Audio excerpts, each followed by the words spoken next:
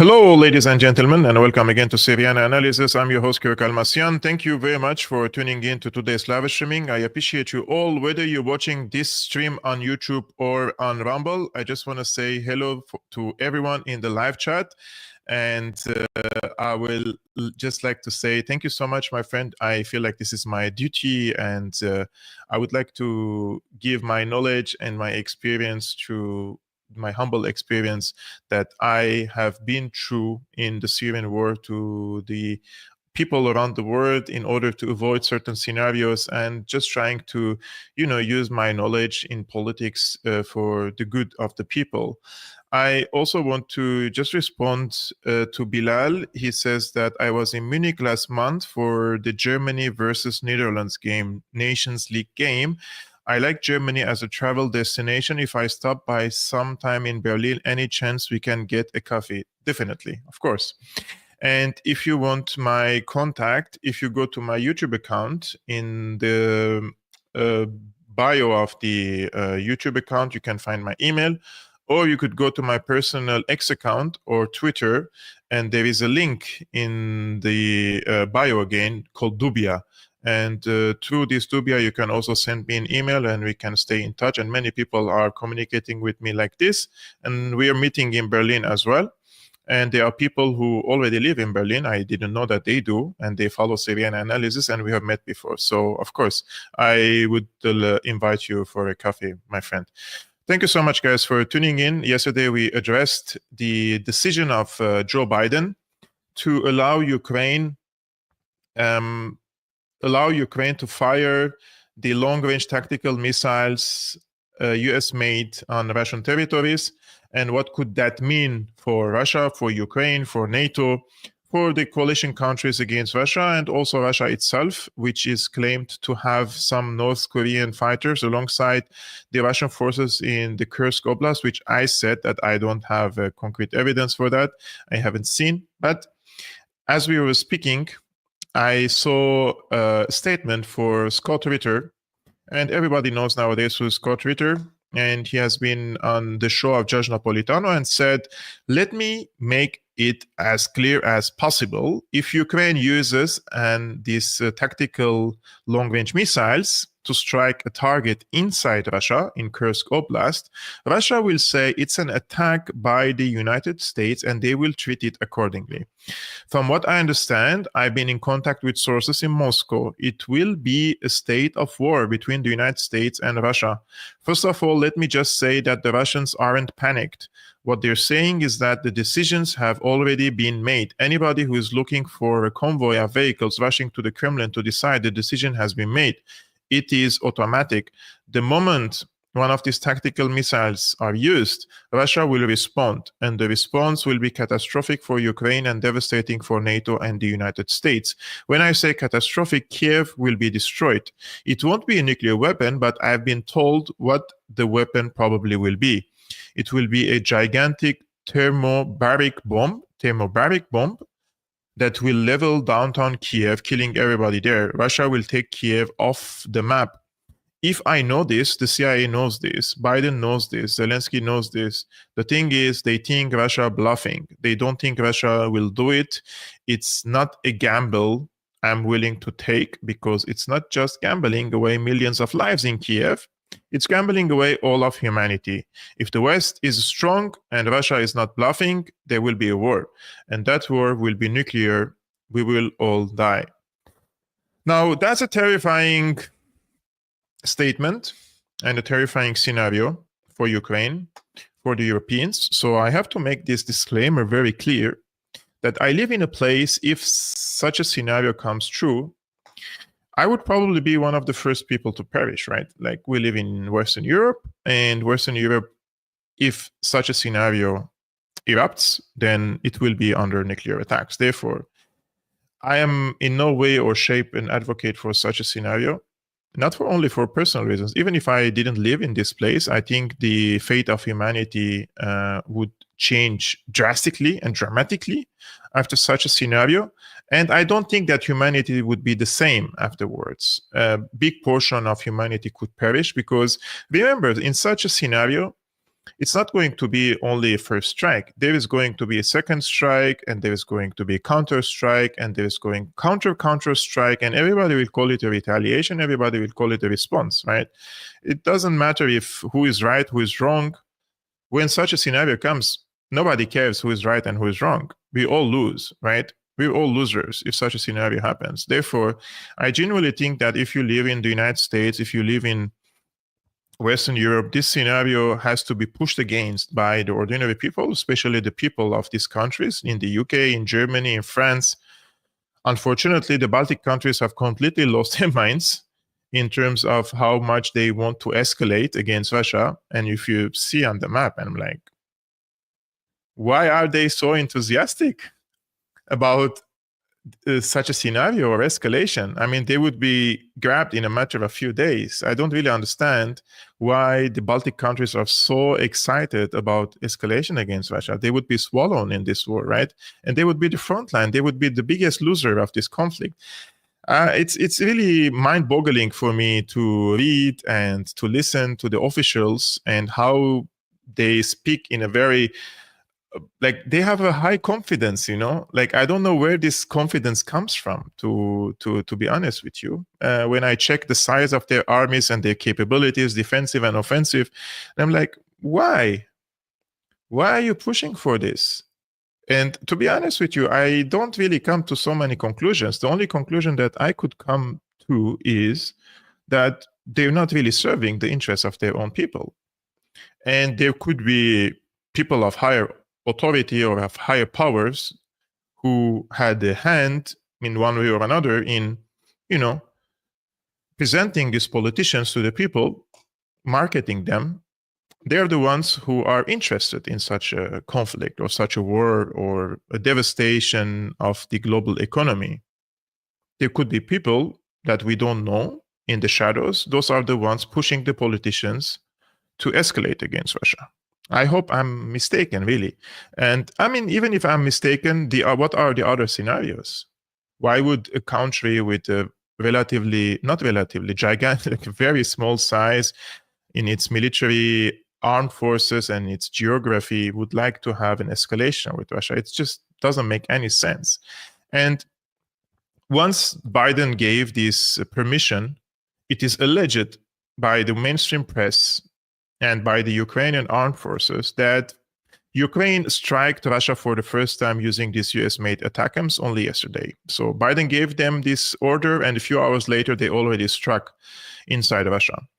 And this was a long-range American-made ATACMS, and they use multiple of them, basically, and they claim that they have hit a large weapons arsenal 115 kilometers away from the Ukrainian borders. And this is around 190 kilometers from the front lines in the Kursk region. And the Russian Ministry of Defense confirmed that an attack on its soil had taken place, but said its air defense system shot down 5 of the 6 ATACMS missiles over the Bryansk region. So the Russian Defense Ministry basically said that they came under attack by these ATACMS, and 5 of the 6 of them they intercepted, but one of them hit, according to the Ukrainian sources, an armed depot 115 kilometers away from the borders. Now, the the Financial Times, they've been talking to people familiar with this decision. We don't know who are they, but they say that these people who are familiar with Biden's decision said the president granted limited use of the ATACMS inside Russia, adding that they would most likely be used to help Ukraine in its operation in the Kursk region. Now, the Kursk region is a really interesting aspect because Kursk is inside Russia. So why would the Americans give a permission for an offensive purpose and not for a defensive purpose? If the purpose for giving Ukraine the permission to use these ATACMS to repel further attacks on, let's say, Ukrainian territories, to grab further territories inside Ukraine, that would make more sense from a strategic perspective. But if it is meant for occupying territories inside Russia, then this is counterproductive not only for Ukraine, but also for the United States, because the presentation of this war is that Russia is the aggressor and they have territorial claims inside Ukraine, but then Ukraine is occupying territories inside Russia. And once Ukraine occupies territories inside Russia, there are different security mechanisms that Russia can rely on to attack and repel these attacks, one of which is inviting North Korean soldiers, for example. If Ukraine can attack inside Russia, occupy territories inside Russia, then the North Korean soldiers, according to the strategic partnership, can come to Russia and fight against the Ukrainians. But that's not the case if the situation is one of these disputed areas, for example, in Ukraine itself at the current moment. You know what I mean? And similarly, there is the Security Collective Security Organization, I think the CSTO. They could also ask, for example, when Russia comes under attack, for Belarus to join, Kazakhstan, and other countries who are part of the Collective Security Organization, the CSTO. So there are different things, in my opinion, that makes the duty of Ukraine more difficult if they want to attack inside Russia, occupy territories inside Russia. So in my perspective, it doesn't make sense to give Ukraine few ATACMS, which would not make, let's say, big difference on the outcome of the war, but at the same time, it escalates the conflict and brings the Ukrainian cities and oblasts and infrastructure under further Russian attack, and also risk nuclear war, right? So this is why I say, when I read these comments and the statements and listen to the officials, sometimes things don't make any sense to me. That's why I'm like, am I a conspiracy theorist? Like, really? Like, why I have the impression that a politician cannot be this stupid, or a decision maker cannot? It's not possible for someone to be this much stupid, you know? Is it possible that there are people behind them and they're telling them what to do? I don't know. It's just like, you know, sometimes these thoughts come to me and I'm like, wake up, Kev, maybe I'm becoming too conspiratorial in this issue. I don't know, but it's possible, right? So this Biden's decision, it marked a major U.S. policy shift ahead of Donald Trump's return to the White House in January. And as I said in yesterday's stream, this is a decision to complicate the situation in Ukraine to the extent that Donald Trump cannot really deal with it and try to fix it, or partially fix it, or end it in a way that could serve the Russian interests in this case. This is a big, major deep state, especially the Democratic Party project that started long time ago, even before 2014, and it was a huge investment. And it's also it's a perfect arena for them to recycle money, to launder money. Ukraine is the most corrupted country in Europe. So for the American officials, those ghouls and the people in financial and banking and military industrial complex apparatuses, they would make billions and billions of dollars, you know? Like, this is not a joke. It's not like us, like we're trying to survive from one monthly checks from bill to bill, how to pay electricity, how to pay our heating, and how to pay our smartphones and this and that. No, these people are talking with billions of dollars. And when you have billions of dollars and you're someone like Elon Musk today, you have, I don't know how many billions he has now. Anyways, tens of billions. At some point, you don't really care much about the money itself, but you really think of how to use this money for power and influence in politics. And most billionaires do this, like Bill Gates. Why do you think he's investing in the pharmaceutical industries, in vaccines, in the World Health Organization? He's buying influence. Why do you think he's paying many media outlets? Because he wants them to speak nicely about him. So these people do not really care at the current moment if they have a 10 billion or 20 billion. They care about how can they convert this 10 billion plus into political influence, or influence overall over the global population. And this is the nature of humans. Humans like to have certain level of control over other people. This is the history of humanity at the end of the day, right? So Putin has taken the decision today after this. This was already being cooked. We already learned about it last September 2024, that there is a new draft for the nuclear doctrine, a new nuclear doctrine or an edited version of a nuclear doctrine of Russia, and Putin signed it today.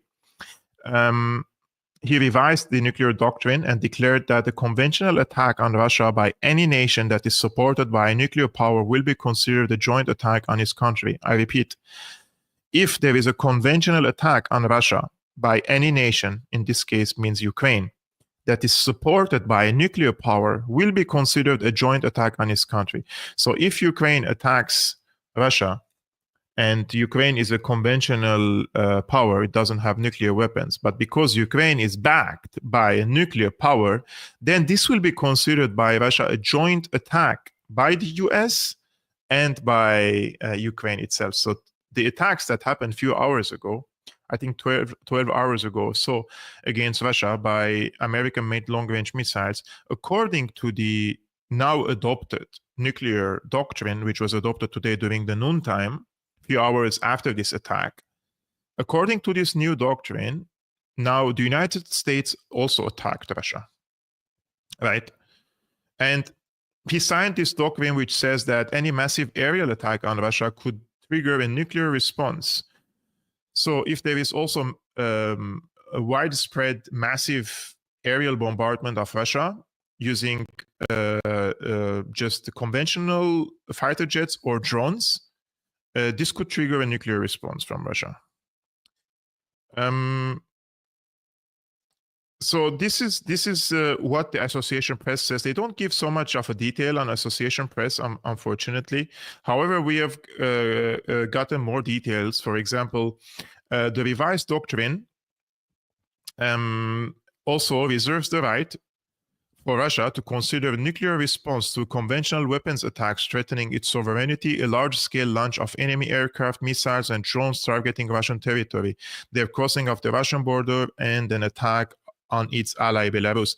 So they also included Belarus in this equation, and Russia considers it an ally country in this case. So if there is an attack on Russia and Belarus, so let's put it in this context. There is a large-scale attack against Russia or Belarus launched by an enemy country using aircraft, missiles, drones, and targeting the Russian territory or crossing the Russian border or also the Belarus. This could trigger nuclear response, right? So this is the revised version. So if we want to, let's say, summarize what have this new revised version says, the main points of the Russian nuclear doctrine according to the new document. First, aggression against the Russian Federation and its allies by a non-nuclear country with the support of a nuclear state will be considered a joint attack. This is the most important part, I think, that is about Ukraine. The second, the readiness and determination of the Russian Federation to use nuclear weapons will ensure nuclear deterrence. So if Russia is ready to use and determined to use nuclear weapons, which means like it's unlike what the pundits say, because the pundits in Europe and in the United States say that Russia is bluffing. But Russia says in this new adopted nuclear doctrine that they're not bluffing, they're ready and determined to use nuclear weapons. This, according to the Russian perspective, will ensure nuclear deterrence. The Russian Federation may use nuclear weapons in the event of a critical threat to the sovereignty and territorial integrity of itself and Belarus, which means if there is any country crossing the borders of Russia or Belarus and seriously threatening their territorial integrity and sovereignty, this could also trigger nuclear response. This is the first, second, third, fourth. The updated nuclear doctrine defines the adversary against whom nuclear deterrence is exercised. So they are also defining who are the adversaries and who are the enemies in this case. Among the conditions for the use of nuclear weapons is the launch of ballistic missiles against the Russian Federation. Now, the ballistic missiles, those ATACMS are not ballistic missiles, right? Those are tactical missiles. But I want to make sure ATACMS are ballistic missiles. I'm not really a military expert here, but we could ask, because I have a really nice search engine here.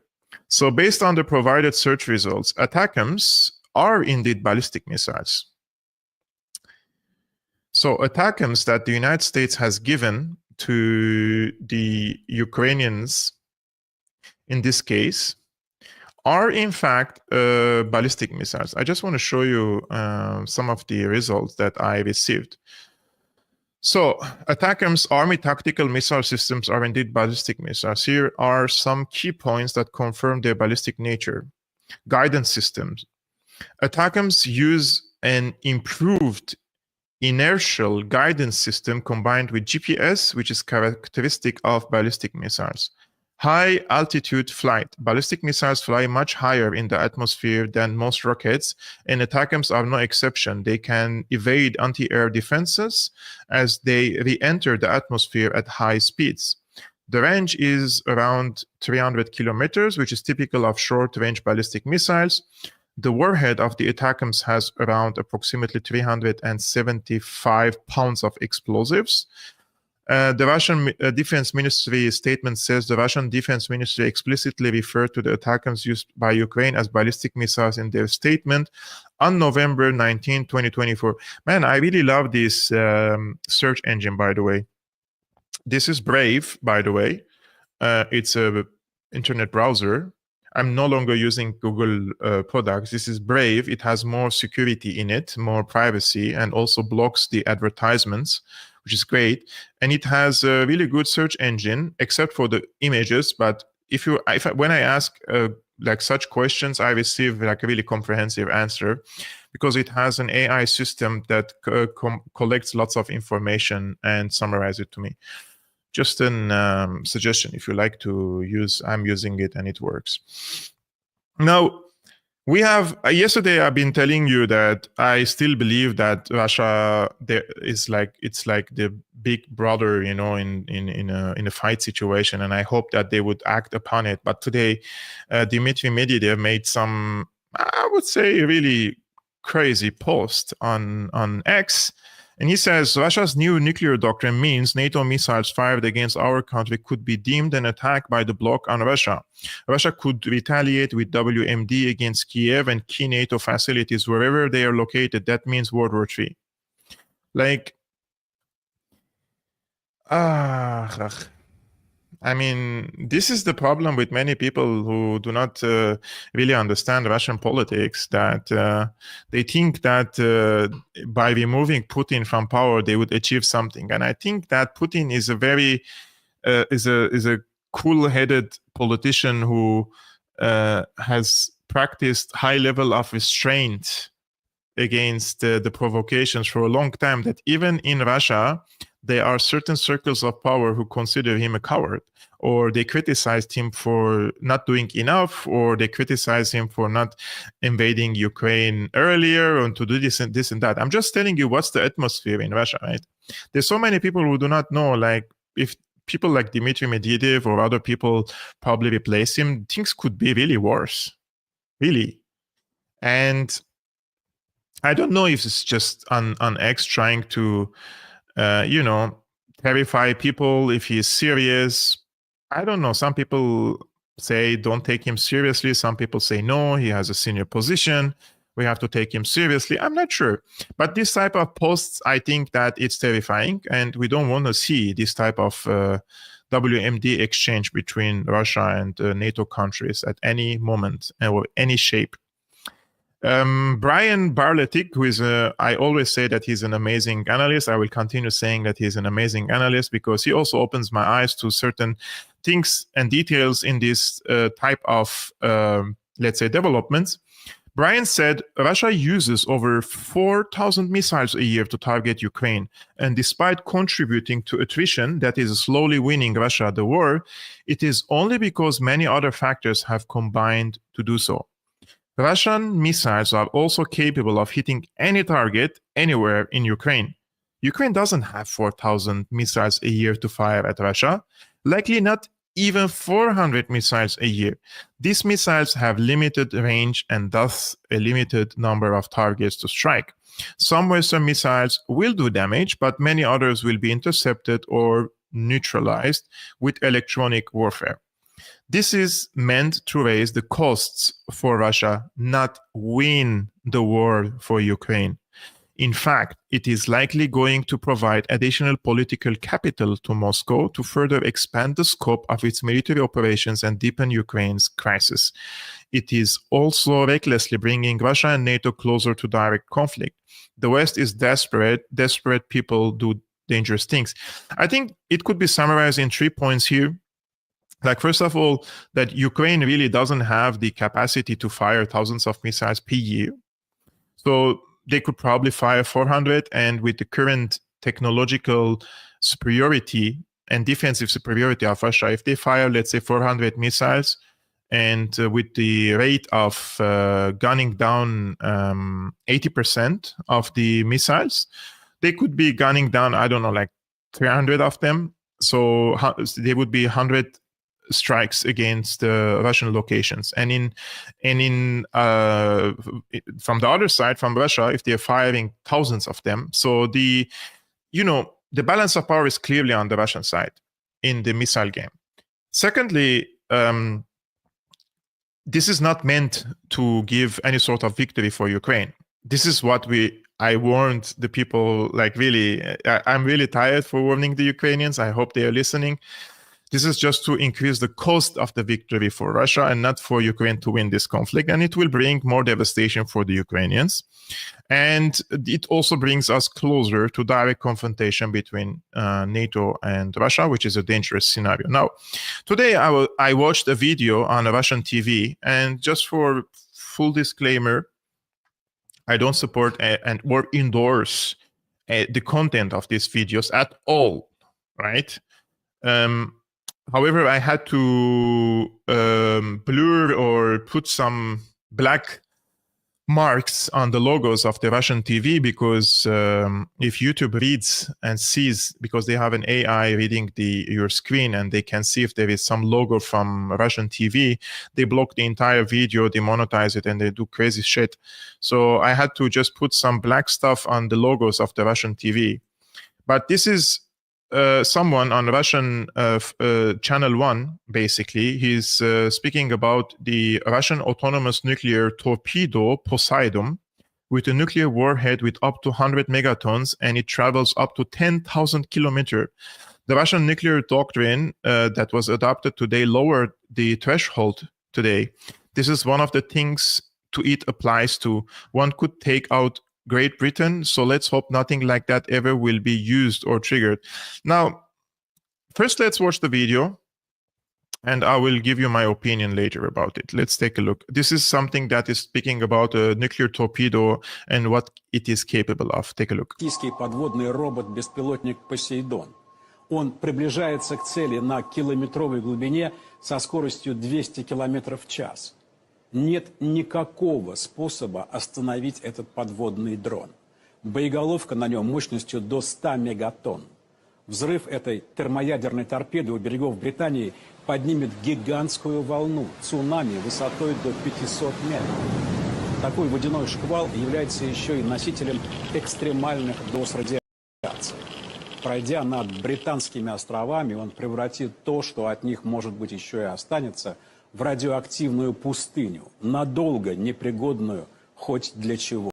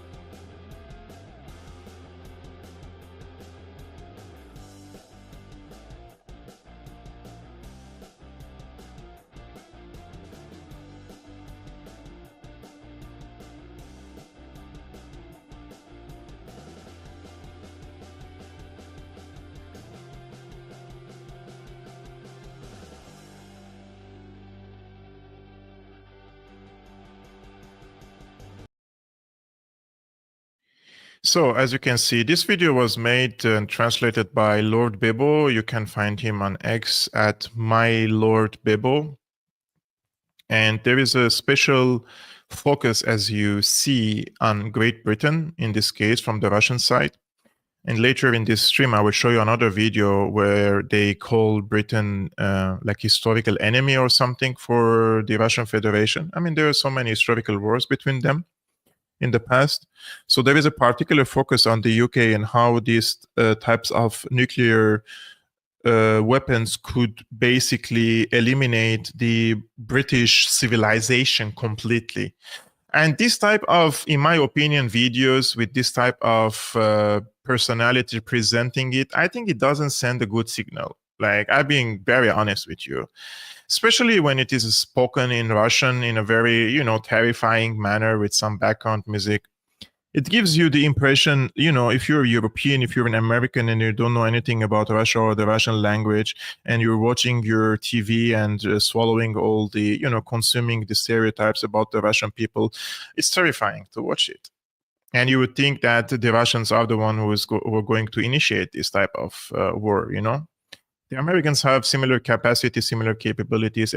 Britain has, France has, so many countries have this type of nuclears. But when you speak about like erasing an entire civilization, I think this also creates more nationalistic sentiments in Great Britain, and it would make the job of the politicians and the officials in the UK easier to convince the people that there is an existential security threat coming from Russia. So this type of, in my opinion, the framing and the context and the way it is presented, it just sends the wrong signal to the Europeans, to the Brits, to the Americans. And I'm going to show you today how the politicians in the West are using this type of fear, to terrify their people, and why. What's the real reason and what's the real purpose? Why are they really terrifying their own people? Is Russia really going to invade NATO countries? Or is there something else? So stay tuned, because I'm going to give you a plausible answer for that. Now, Olaf Scholz, who used to be like following the steps of Joe Biden, if Joe Biden gives them tanks, he gives them tanks. If Joe Biden gives them howitzers, he starts giving them whatever is equivalent to howitzers in the Bundeswehr, in the German military. And this was the tick for attack. He never took a decision ahead of the United States. He always waited for Biden to do something. But this time, when Biden took the decision to give Ukraine the permission to use these long-range missiles, ballistic missiles against Russia, Olaf Scholz said nine. He doesn't want to give the Ukrainians the Taurus missiles, and the German government spokesperson said, quote, "There are certain limits for the chancellor. He doesn't want these long-range weapons to be delivered. This position will not change." So that's a positive news, but it could not last. It could not last. Like, in a few months, this could all change, right? Now, the US and Germany, they are the two biggest providers of military aid to Ukraine. And they have coordinated in the past. When Joe Biden took a decision, then Scholz followed along. But this time, Scholz refused completely to send Germany's Taurus missiles, citing the risk of escalation of the war. And but you have to remember that there is a snap elections, parliamentary elections, federal parliamentary elections coming to Germany in February 2024. And when that happens, I think that Olaf Scholz will not be, I'm 100% sure Olaf Scholz is not going to be the chancellor of Germany. And most probably, the next chancellor of Germany will be from the CDU, the Christian Democratic Union. And the Christian Democratic Union has nominated Friedrich Merz, who is from the center-right Christian Democratic Union, and he now criticized Scholz for refusing to deliver long-range missiles to Ukraine, and said he would be willing to do so if he takes the office in the next election. So, as I said, Olaf Scholz's decision could be completely changed in just a matter of 3 or 4 months. when there is a new election and the CDU becomes in the chancellery again. Of course, another politician in Germany who sees all wars as opportunities and likes all types of wars is Annalena Baerbock, the German foreign minister. She also criticized, she didn't criticize Scholz, but she applauded the Biden administration decision to allow Ukraine to use these long-range missiles inside Russia. You know, the feminist foreign policy advocate. And she said, it has long been known that my party, she means the Greens, sees this in the same way as do our Eastern European partners, the British, the French, and the Americans. And she says it is within the framework of international law. So she wants to, her party, the Greens, are for delivering this type of weapons. Olaf Scholz, because he's the chancellor, he's vetoing it for quite some time. But this could change in February, March next year, guys. So brace yourself, because I think things are headed for a change in Germany for a government that advocates for more escalation against Russia. And that is why I believe that the German army knows this, what could come next, and they're preparing for the worst in Germany. And this is just for you to know, it's a direct translation from Google. This is from a German NTV. So there is something called Operation Plan Germany, basically, and they're preparing for it. And the Bundeswehr means the German army. They're preparing the companies in Germany for war. So in Germany, preparations are apparently beginning in the event of a war that has an even more direct impact on the Federal Republic than the Russian attack on Ukraine. According to information from the Frankfurter Allgemeine Zeitung, the Bundeswehr has recently been training companies on the basis of the Germany operation plan decided by politicians. So the politicians, the MPs, they have decided a paper. There is a document which is 1,000 pages, and this is about if there is a scenario that is worse than the invasion or the war in Ukraine, what could Germany do if there is a serious threat in Germany itself? So for example, the document lists all the structures and infrastructure that are particularly worth protecting for military reasons.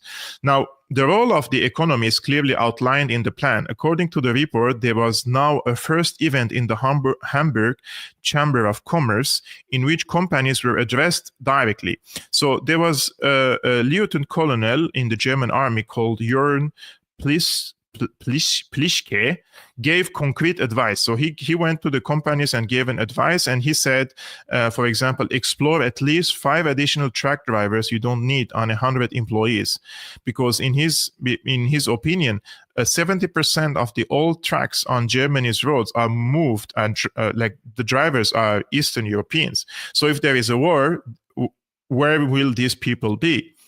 So he's talking about self-sufficiency in terms of the manpower, and also in terms of the diesel generator and fuel and, energy.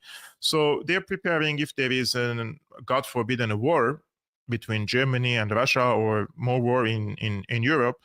They want for the companies to prepare themselves from now for this type of scenario, one of which is manpower in terms of the drivers and in terms of the energy needs of these companies in order to produce when it's needed military equipment, or to repair, or even normal equipment for the people when if shit hits the fan, So now in the same context, we have the other countries, like in Sweden, we have in Denmark, we have in Norway. They are preparing their people for this type of scenario, right? Not only in Germany. Now, only yesterday, it was Monday, millions of Swedes, they received copies of a pamphlet advising the population how to prepare and cope in the event of war or another unexpected crisis. In case of crisis or war has been updated from 6 years ago because of what the government in Stockholm calls the worsening security situation, by which it means Russia's invasion of Ukraine. The booklet is also twice the size. Neighboring Finland has also just published its own fresh advice online on preparing for incidents and crisis. And Norwegians have also recently received a pamphlet urging them to be prepared to manage on their own for a week in the event of extreme weather, war, and other threats. So those are the countries, the Baltic countries, the Nordic countries, Germany. All these countries are at least telling their people something worse could happen. And now, in the Baltic countries, you have Estonia, which is the most excited about this. I told you it's mind-boggling. And the Estonian foreign minister, basically, he said that European leaders should be prepared to send military forces to Ukraine to underpin any peace deal engineered by Donald Trump between Kiev and Moscow. Margus Chachna told the Financial Times that the best security guarantee for Ukraine was NATO membership, as requested by Zelensky. But if the United States was opposed to inviting Kiev to join the military alliance, Europe would have to step in with troop deployments once the fighting was over to deter further Russian aggression. So this is the case, I think. So we have two aspects of it. The first aspect is it seems that these European countries can see and they learned and they have information that there is going to be some sort of freezing of the conflict in Ukraine. So they want to send European troops to Ukraine in order to deter further Russian attacks on other European countries, right? So I think in this case, they need to prepare their people for this great threat coming from Russia. When you send digital copies or printed copies to the doorstep of your people, millions of them receive, and they have to read and learn how to act in case of a war, what type of food they should store, and how to react, how to go to bunker, this and that. You're psychologically preparing your people for such terrifying scenarios. I mean, this reminds me of what happened during the pandemic, when the governments terrified their people. And when you terrify the people and push them into fear, they don't really act rationally. And also they would accept certain actions by the government that they won't accept it during times of peace or normal times. So after 9/11, there was draconian measures, security measures, surveillance, etc.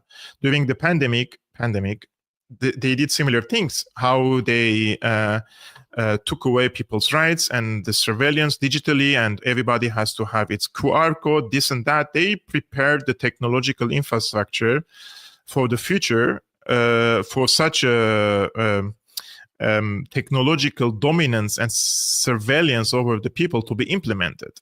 So it is ready already. Now they realize that the stories of the global climate change is going to exterminate the people, annihilate all humanity, and we have to go green, we have to do this and that, or pandemic. It's not really working efficiently the way they want. There was a big pushback against them, and many of the lies and manipulations were exposed in a matter of few months. It took them, many people took them years to wake up, but most people have woken up that at least what happened during the 2020 and 2022 was a little bit fishy. It wasn't normal, right? So now they need another element of fear to frighten their people, to force them, to push them into this psychological situation or into a dilemma of fear and agony and terrifying, for the people to accept certain steps from the government or expenditure, military expenditure from the government. If there is going to be huge operational printing money in Europe, in Great Britain for military expenditure, they need justification for it, right? I think this is the case in this. And yeah, so this is the case, basically. I'm going to show you a video. I had a conversation with Alistair Crook a few months ago about this exact case, and he rolled it out perfectly. Take a look. The report that you read out from that organization is nonsense. I think in the sense that there is absolutely no evidence at all that Putin or the leadership in Russia was planning to threaten any part of Europe. They were determined that NATO should not be actually on their borders in Ukraine, but they have never claimed an interest. And Putin has even said he doesn't really want, I mean, he understands that Poland and Romania and Hungary have claims on Western Ukraine. And if that's what happens in the future, I mean, they are actually more suited to go there than to join with Russia. So there's no evidence for this at all. What's happening, I think, is two things. This is, I mean, all this talk about Swedish children having to learn to sort of go under the desks at school is pure propaganda coming out of the European Union leadership and aimed at its own population, because we are in a real struggle about financing the European Union. The process, all these transitions and plans that the Europeans had, I mean, from the pandemic, but climate change to the greening project, all of these CO2 projects, I mean, required huge money printing to finance them. And this was all right, so long as interest rates were zero. In Germany, they were actually negative, as you probably recall, during that period. So it cost nothing, effectively. And the ECB bought up sovereign bonds and then pushed money back into the system in this way. But now interest rates are up at 5.5%, and it's not possible. And the EU does not have a treasury. It doesn't have a treasury system. It cannot raise taxes. The Commission, the executive of the EU, cannot raise taxes and obtain cash directly because there's no treasury. There's no treasury equivalent to the US. It is all done through states. They have to raise the money through taxation, and then they contribute a portion to the European Union. But it's not like the United States at all. And so they don't know how they are going to get through the next process. So they need a lot more cash coming in order to try and, if you like, liquefy the system. And therefore, defense is the new transition. Climate is out because it's becoming unpopular. We've got the farmers' protest. So they are looking at defense. But the magic bullet in all of this is they want to move to war bonds. War bonds not issued by individual states, by Germany, by Italy, but by the European Union itself, and begin the process of direct taxation and the direct raising of money for the European Union, which does not come through member states, and to increase its control over the European structures and states and peoples. So that's really what it's all about. It's about preparing the ground to try and move towards war bonds and even direct taxation of citizens in order to prepare for this great threat coming from Putin that we have to deal with, and we have to rebuild a defense industry from zero. And that's just going to be a slush fund.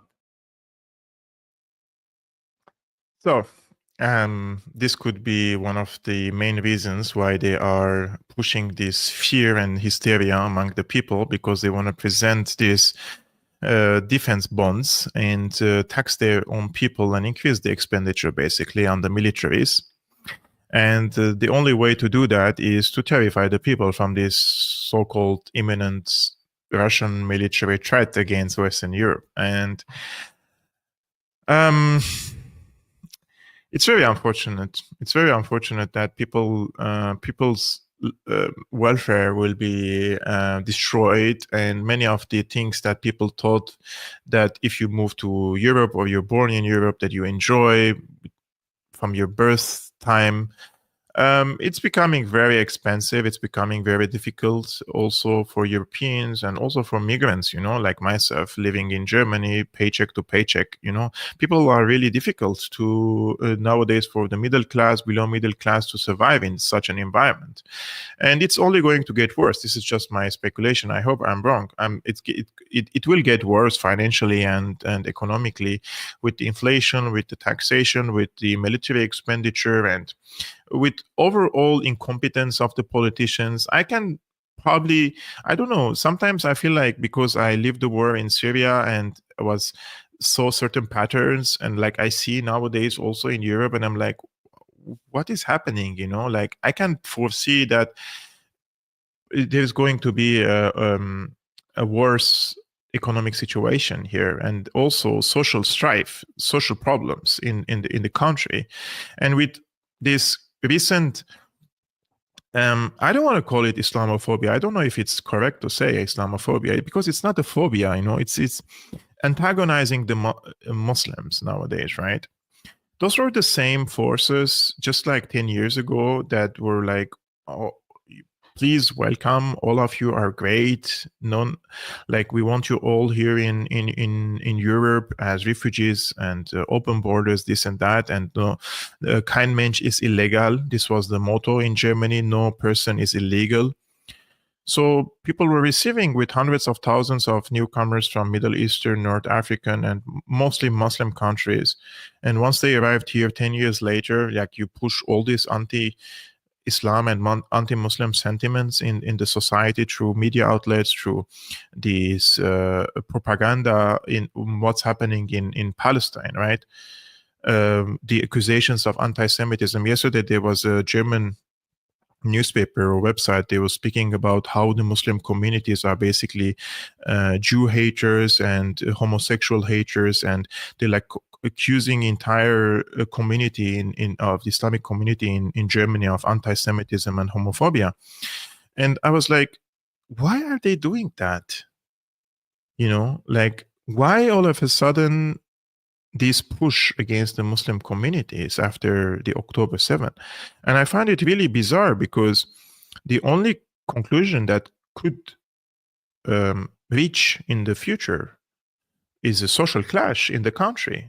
If you're pushing now hate against the community that is with hundreds of thousands in your country and calling them anti-Semites and homophobes, and of course, then there will be regulations and laws against anti-Semitism and against freedom of assembly, and then banning these certain banners and logos and symbols and this and that. Everything is happening already in Germany, right? But it could get worse. It could accelerate. And then with this hooligan issue in Amsterdam and portrayed as a pogrom, what are you indicating? Like the Muslims are the ones who are doing pogroms now against the Jewish people? So you see all this, even you calculate and you bring them all this together, it seems like there are people, there are forces who want for Europe to be on fire, like there would be like social clash in the country. It's crazy. It's crazy how they are doing it. I really don't understand. In this case, guys, because these Baltic countries are very determined to have this escalation with Russia, they could do it without the US if Trump comes to power, with the leadership of the UK, including the Nordic countries and the Baltic countries, in addition to the Netherlands.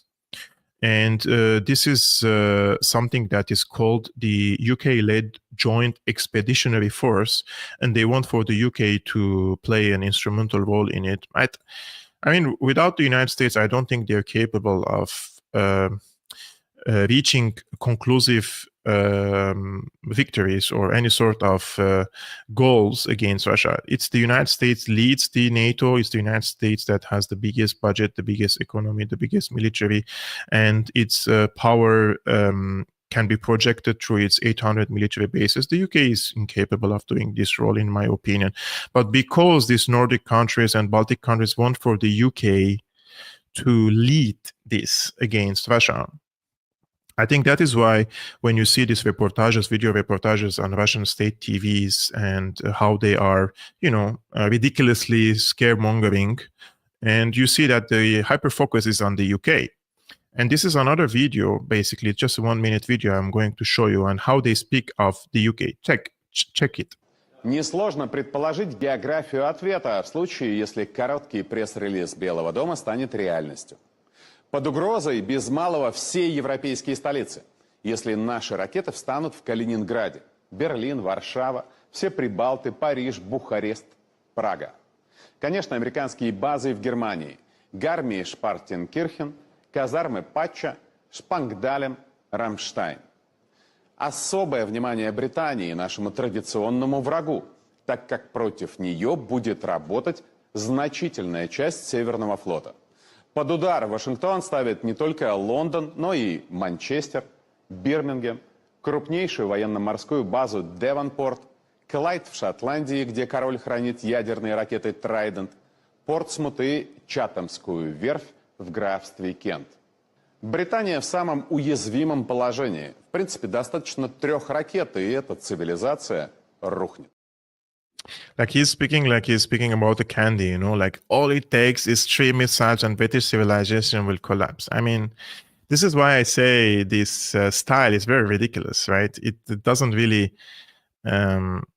if their goal is to scare the British people, I think this type of reportages only increases the Brits nationalism and how, like them being in unity under one flag, and then the governments will, you know, use this type of reportages to say, look, there is a imminent threat from Russia. We have to increase the expenditure. We have to send you back to the military. You have to go and fight and do this and that, you know. That's why I say, like, the Russian propaganda is the worst.